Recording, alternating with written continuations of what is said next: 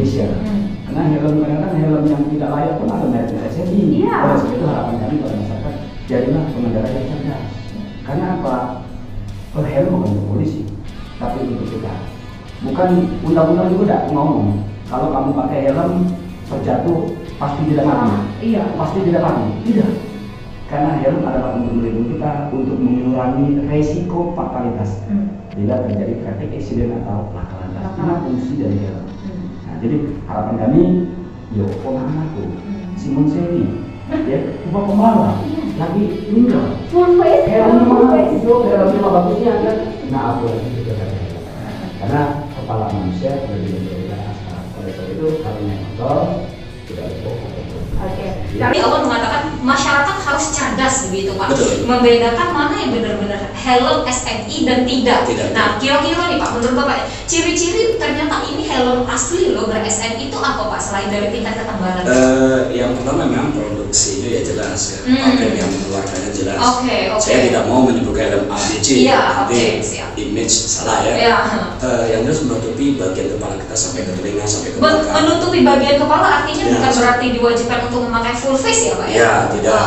Karena ada open face kan yang kaca kan. Nah ini itu. Jadi kepala kita memang terlindungi semuanya dan ada talinya, ada busa di dalamnya dan memang tempurungnya memang yang kuat. Berarti helm yang untuk proyek helm setengah tolok itu tidak boleh Pak ya? Itu tidak. Tidak diizinkan. Itu bukan standar untuk berkendara. Bukan. Karena undang-undang nomor 22 2009 di pasal 106 ayat 8 menyatakan setiap pengendara sepeda motor termasuk penumpang atau diboceng wajib menggunakan helm SNI. Ya SNI Standar Nasional Indonesia yang sudah disahkan oleh Menteri yang membidangi berkaitan dengan perindustrian. Kalau untuk membawa anak itu kalau satu orang di tengah kemungkinan tidak apa-apa yang kecil ya. Cuma kalau umurnya sudah SMA itu nggak boleh. Nah SMA kan? Ya SMA. Itu nggak boleh kalau SMA. Jadi itu kalau jadi dilihat dari ukuran tubuh si anak ya Pak. Kita sudah sampaikan berkaitan dengan bagaimana penggunaan helm SNI, bagaimana kepada wali muridnya. Kami sampaikan bahwa ketika anak kita belum cukup umur dan belum memiliki surat izin mengemudi untuk tidak mengendarai kendaraan. Kita ini kadang-kadang susahnya begini, Pak, daerah kami tidak ada angkutan umum. Nah, kami pernah membuat surat dari koordinasi dinas pendidikan Kota Palembang. Waktu itu sekolah SMA masih ke dinas pendidikan kota kan. Kami membuat surat, alhasil seluruh sekolah membuat kebijakan bahwa siswa yang tidak memiliki surat izin mengemudi tidak boleh masuk ke dalam sekolah.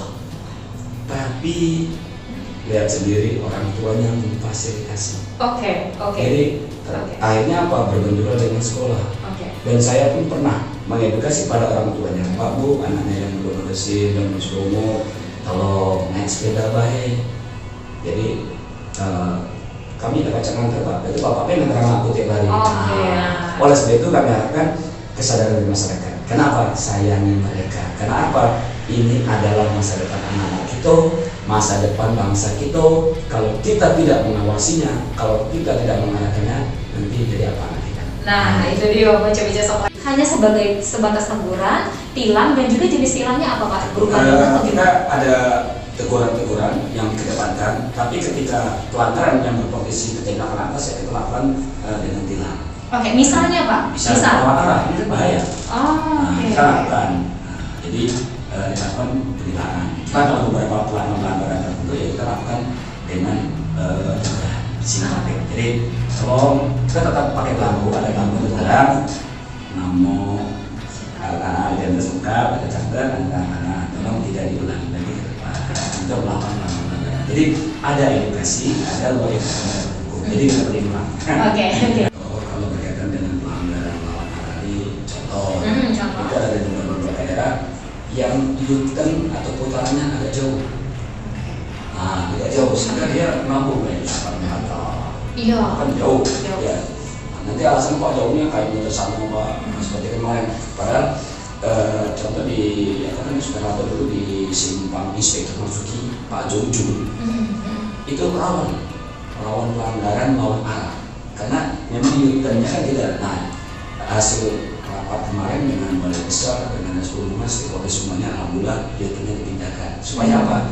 Masyarakat tidak melanggar lagi. Jadi kami kan ada namanya pola lintas. Nah, jadi ketika apa-apa yang akan dibahas untuk keselamatan masyarakat berkaitan dengan bagaimana penataan lalu lintas, kita di forum. Jadi bukan polisi yang menentukan, bukan yang menentukan, tapi kita sama-sama bahwa ini adalah keputusan bersama di forum lalu lintas. Oke. Jadi sebenarnya itu pasti di-cover oleh rombongan PU untuk diperbaiki. Iya, karena jalan rusak itu juga mempengaruhi laka lantas ya Pak ya. Nah betul Bu, contohnya yang di mana tuh di Soekarno-Hatta Iya, ya, Suta. perbaikan jalan ya. Nah di situ rawan kecelakaan tinggi Bu. Pengecoran. Ya pengecoran, rawan kecelakaannya ya. Oke. Banyak istilah kecelakaan, ada yang mobil terbalik, ada kumpulan motor. Pokoknya daerah itu cukup tinggi dalam masyarakat. Itulah lalu lintas. Ya, jadi kami masyarakat juga berkaitan dengan adanya pembangunan beberapa sepatu itu di safety selama ini berkendara. Bagaimana berkendara yang aman selamat berkaitan dengan sepeda motor. Makanya kami selalu kepada klub-klub komunitas motor, kami kalau saya pribadi, kami edukasi, tolong tidak menggunakan sandal, gunakan sepatu, jangan menggunakan celana yang ada tebal PLFP, dan juga memakai jaket yang memantulkan cahaya. Nah, ini tujuannya apa? Supaya apalagi malam akan terlihat oleh pengendara kendaraan. Ini contoh boleh, karena kami kan survei juga bagaimana kita berkendara pada malam hari. Ketika orang pakai helm hitam, baju hitam, motor hitam, Nggak kejingot. Mati lampu pula lagi. Nah, ketika kita memakai sepeda motor dengan warna yang menyolok, ya misalnya jaket ada ini kan kelihatan kalau lampu kendaraan skop light itu. Nah, itulah tingkat keselamatan dan juga kendaraan yang besar waspada.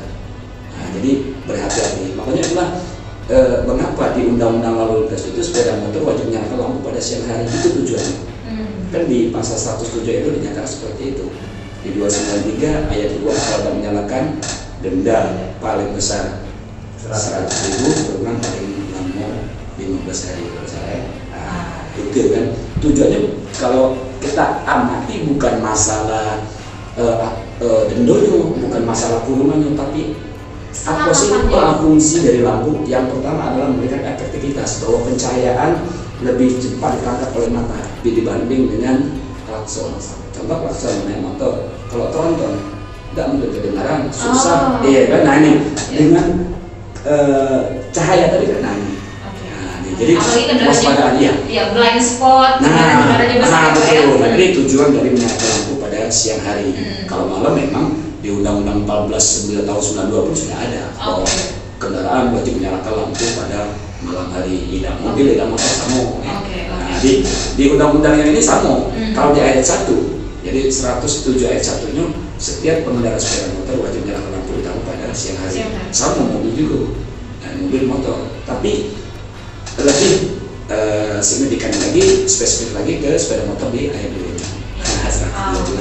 Kepada masyarakat kami mengharapkan untuk mengikuti peraturan yang ada di lalu lintas.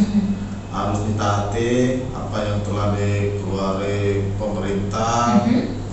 Terus kepada orang tuanya kami minta tolong apabila anaknya masih kecil di bawah umur, janganlah dikasih izin mengendarai sepeda motor.